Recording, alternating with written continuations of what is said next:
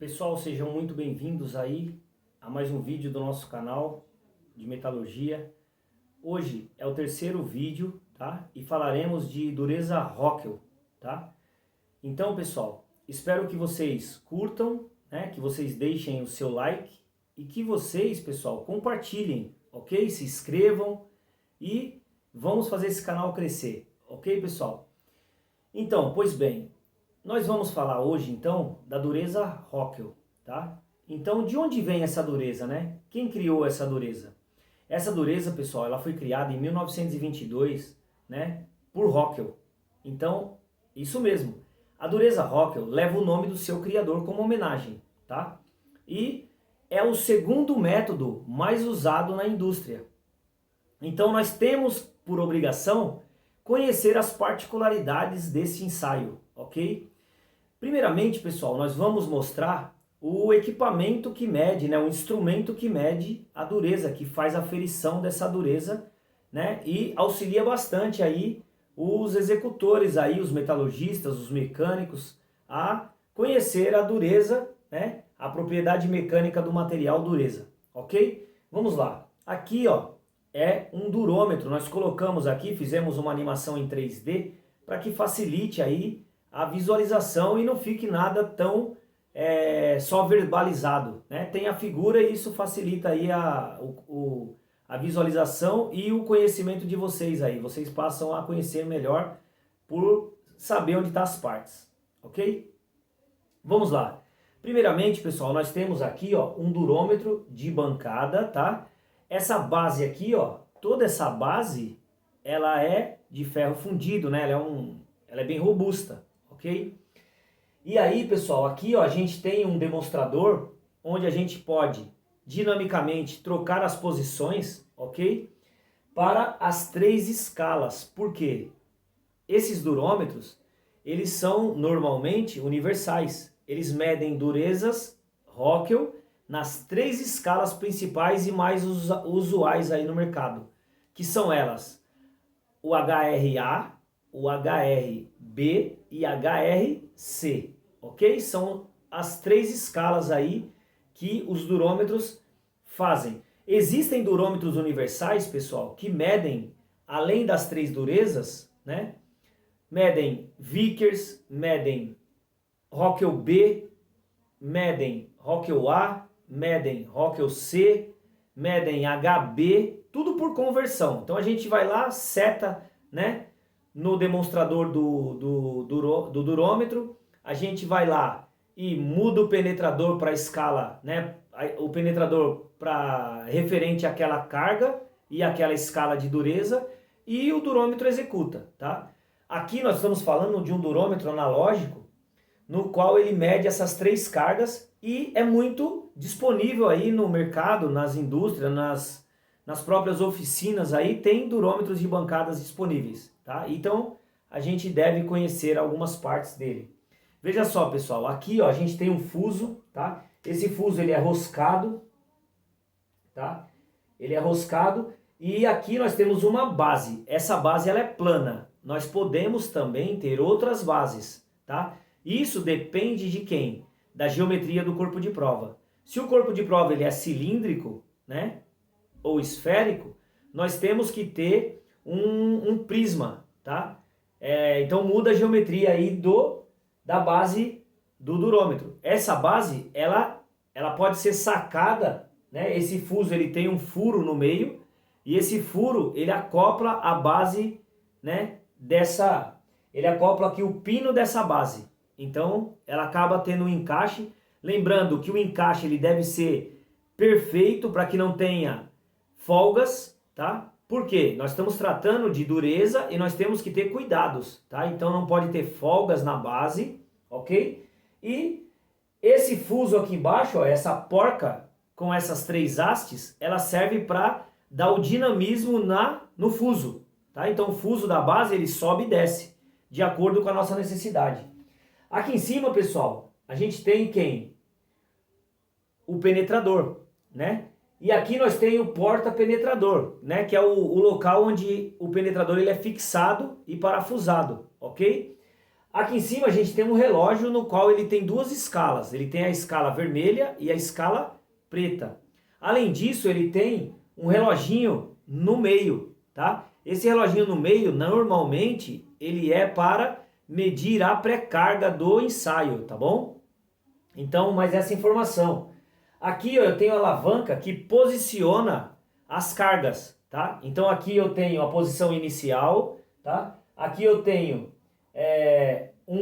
uma posição de fixação e já de carga ativa, 150 quilos. E aqui atrás eu tenho o posicionamento final, no qual eu mantenho os 150 quilos, por exemplo, na dureza Rockwell C, eu tenho os 150 quilos acoplado e pressionando o meu penetrador sobre o meu corpo de prova, tá? Então eu mantenho isso. Pessoal, é importante a gente manter esse tempo, né, de penetração, porque todos os materiais têm o coeficiente elástico, tá? E se a gente oferece ao corpo de prova a carga e retira ele muito rápido, existe uma recuperação elástica no material, né? E esse percentual de recuperação elástica, ele favorece a um erro de leitura, tá? E ele me dá uma dureza mais baixa, ok? Então é importante que eu mantenha. Pessoal, todas as durezas com penetração, nós temos que obedecer um tempo mínimo aí de 15 a 20 segundos, tá? Existem literaturas que falam um pouco menos, mas eu prefiro esperar 15 segundos, por quê? Para que eu tenha certeza que ele passou do regime elástico e entrou apenas no regime plástico, tá bom? E aí eu vou ter certeza e vou garantir o meu resultado de forma positiva, ok? Então, eu tenho aqui o durômetro. Todos esses mecanismos, eles são aferidos diariamente, tá? Então existem empresas que passam o bloco padrão, né? Esse bloco padrão, pessoal, ele está escrito lá, ele é rastreado e calibrado para 62, por exemplo, Rockwell C. Essa é uma carga alta. Aí o que eu faço? Eu pego esse corpo de prova, tá? Ou melhor, eu pego esse bloco padrão, eu trago ele até o meu durômetro, eu faço uma medição, né? Eu faço uma medição nesse bloco padrão. O resultado que der aqui no meu dispositivo, ele tem que bater com o resultado do meu bloco padrão, tá? Se ele estiver com um Rockwell a mais ou um Rockwell a menos, eu devo chamar a empresa de calibração para fazer a calibração do meu instrumento. Além disso, eu tenho a tag, é uma etiquetinha, né, que o setor de dispositivos normalmente coloca no meu equipamento, que ele rastreia a data de validade da minha aferição, né? Então, semestralmente ou anualmente, vem empresas que fazem essa calibração no instrumento e me emite um certificado de qualidade do instrumento, tá? Então, isso aí também é importante a gente saber que o instrumento ele precisa estar devidamente calibrado, ok? Então, pessoal, em que consiste o ensaio? Né? Em que consiste o ensaio? Primeiramente, nós temos algumas escalas, a escala A, a escala B e a escala C. Nós temos outras escalas, ok? Nós temos aí ainda a E, a F, a G, a K, L, né? M, P, nós temos outras, né? Diversas. Só que nós vamos nos concentrar mais nas escalas A, B e C, ok? Toda a dureza Rockwell, ela é representada pelas duas iniciais HR, tá bom? E aí eu coloco a minha escala aqui, a minha carga aqui, ó.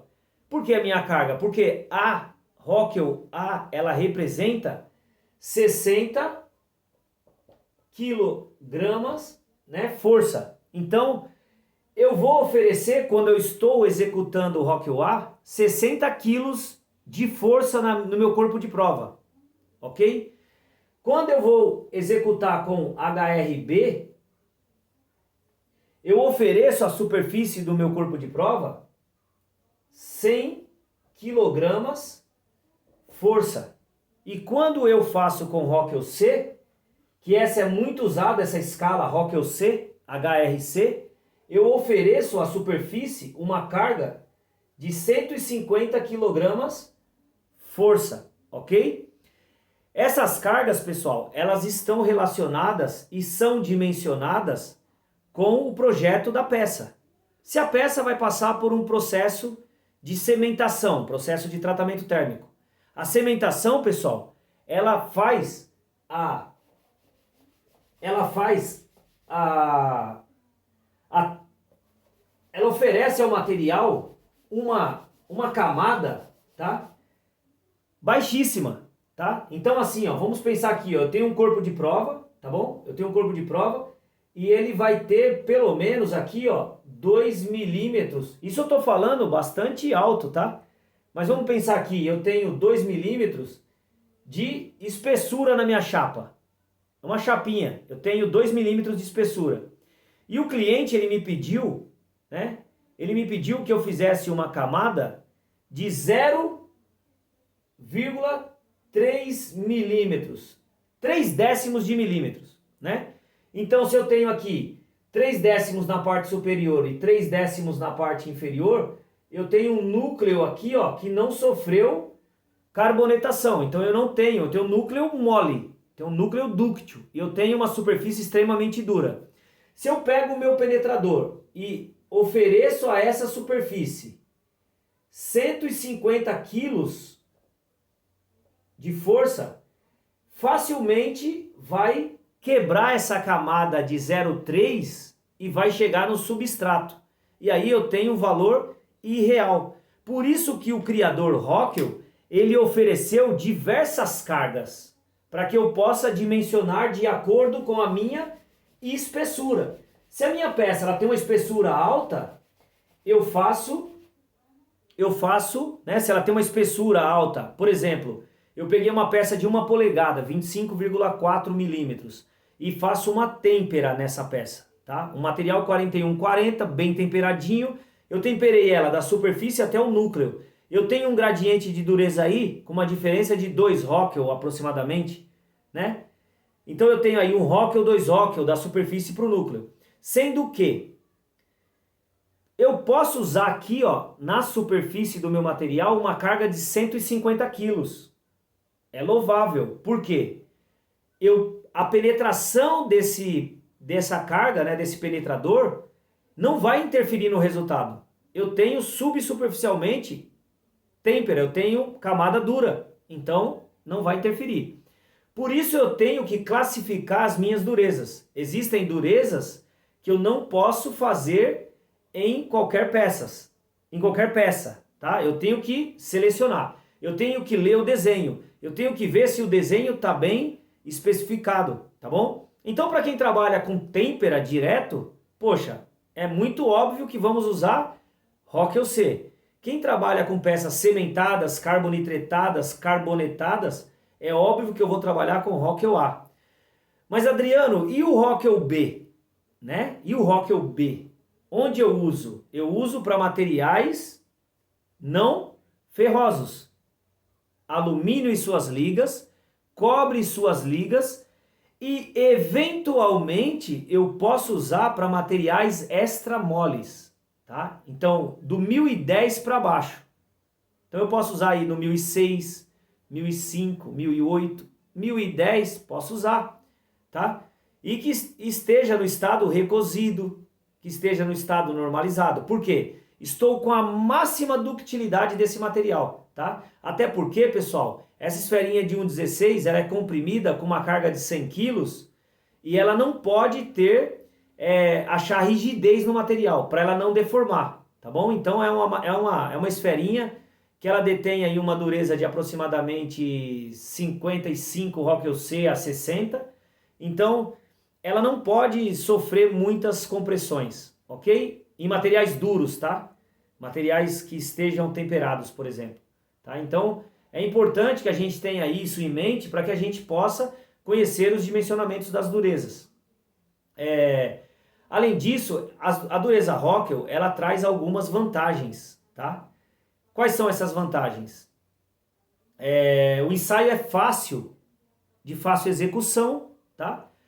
Ele isenta o operador de erros, Claro que se o operador não preparar direito o corpo de prova, se a base aqui ela estiver com folga, se o penetrador estiver quebrado, aí certamente o ensaio não vai ser louvável, né? Não vai ter um resultado positivo.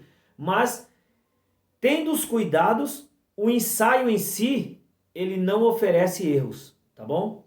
Outra coisa, o penetrador, como que eu sei se o penetrador está quebrado ou não?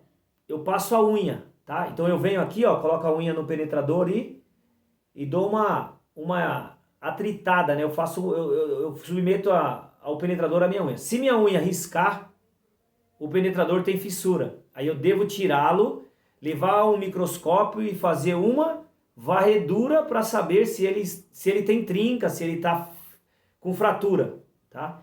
E certamente a fratura da ponta do diamante, quando acontece, ela fragmenta, ela quebra, ela lasca. Então a gente acaba vendo não só a trinca, mas também como o lascamento desse penetrador. É importante a gente saber desses detalhes porque faz parte do script, né, do ensaio e do conhecimento, tá bom?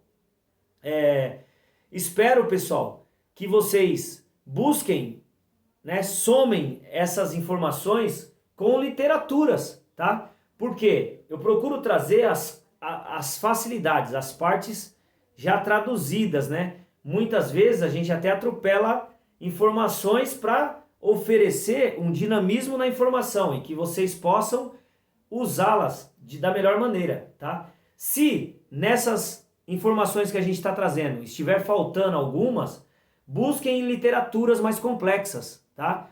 Porque certamente vocês irão entender melhor a literatura ao assistir esse vídeo, tá bom, pessoal? Facilita bastante, ok? Quero agradecer vocês e fiquem com Deus.